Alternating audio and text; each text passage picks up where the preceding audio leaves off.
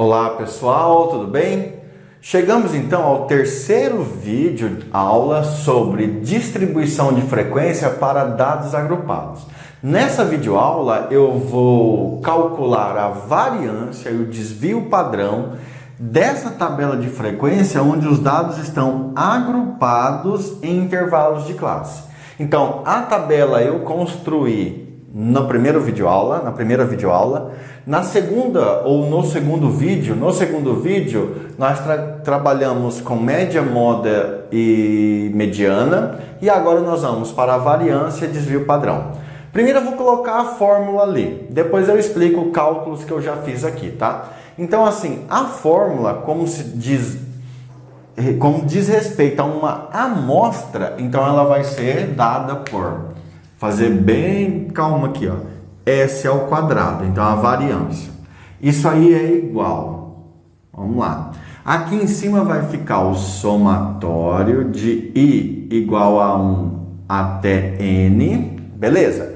Aí veja o seguinte, ó, eu sei que nesse intervalo de classe, 4 pessoas responderam uma pressão sanguínea que pertence a esse intervalo. O mesmo aconteceu com a de baixo, só que 5 pessoas. Então eu calculei o PMI, que é o ponto médio de cada classe, e coloquei aqui, ó, o ponto médio de cada classe.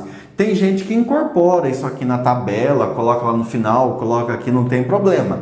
Eu coloquei aqui no cantinho. Quando eu for calcular a variância, então eu vou usar o ponto médio que representa a classe. E esse ponto médio eu calculei na aula passada. Então aqui ficaria assim, ó, abre parênteses. É o ponto médio de cada classe menos a média que nós encontramos na aula passada, que é o x barra. Tudo isso elevado ao quadrado vezes a frequência com que essa resposta foi dada, que é o FI. Beleza, né? Tudo isso aí tem que ser dividido pelo somatório. Gente, lembrando que é uma amostra e na variância isso tem uma importância muito grande, porque você vai dividir pelo somatório de I igual a 1 até N dos FI, isso aqui dentro de um parênteses, menos 1. Ou seja, é a amostra N é composta por 35 pessoas, que é o somatório, né? Somou deu 35, tirando uma unidade, beleza? Então é essa fórmula aí que nós vamos usar. Como ela é uma fórmula longa e provavelmente não dá para escrever tudo aqui, então o que eu vou fazer? Eu vou escrever um pouco, dar um indicativo, depois eu já volto com a resposta semi-calculada, tá? Mas vamos lá como é que ficaria, ó. Ficaria assim, ó. Então aqui, a variância, o símbolo da variância amostral é um S ao quadrado, é igual. Somatório, né? PMI, quem é o primeiro PMI? 119, abre parênteses. 119 menos a média, que é x barra. A média x barra, nós calculamos na aula passada, é 149,28. Para ficar fácil aqui, como é uma videoaula, eu vou usar só 149. Mas se você tivesse na prova e seu professor falasse, trabalhe com 2 casas decimais, você teria que fazer 149,28, tá? Então lá vai ser um pouquinho mais complicado. Aqui é para ganhar tempo. Então seria o PMI menos o x barra, que é a média, 149. Isso aí elevado ao quadrado. Então fizemos a primeira parte. Vezes o FI. Quem é o FI?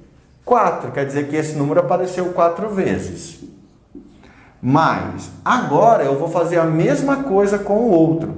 Só que eu não vou copiar aqui, tá, pessoal? Depois eu já vou dar a resposta. Seria assim, ó. O PMI, que é 129, menos o x barra, que é 149, que eu estou arredondando. Fecha o parênteses e leva ao quadrado vezes o FI, que nesse caso seria 5. E você vai repetir isso para todos os carinhas aqui. Então imagine que eu já fiz todos os carinhas e fica faltando o último. Quem é o último? PMI, 179. Menos x barra, 149. Fecha o parênteses, elevado ao quadrado, vezes o FI. O último, que é o 179, apareceu 5 vezes. Vezes 5. Beleza? Agora eu vou passar o risquinho da fração. Deixa eu só melhorar esse sinalzinho de mais aqui. Ficar bem bonitinho, né? Risquinho da fração. Lembrando, gente, eu fiz só para 2 casos por uma questão de espaço. Você tem que fazer para todos. Se você só fizer isso aqui, é lógico que você vai errar a conta. A não ser que você fale para o seu professor: professor, eu vou simbolizar assim, mas eu vou fazer as contas todas. Então agora eu tenho que dividir pelo somatório do FI, de I igual a 1 até N. O somatório é 35, moleza? Menos quem? Menos 1. Perfeito. Pessoal, eu vou calcular esses 2 extremos aqui e depois a gente finaliza a conta. Então aqui continuaria assim agora, ó. A variância ao quadrado igual, acompanha aí, 119 menos 149. Isso aqui vai dar como resposta menos 30, correto? Só que é menos 30 ao quadrado. Menos vezes menos mais 30 ao quadrado, 900. Então aqui deu 900. 900 vezes 4, que vai dar 3.600. Beleza? Mais. Aí eu vou repetir os cálculos aqui. Taranã, vou repetindo. Aí cheguei no último. Vamos lá. 179 menos 149.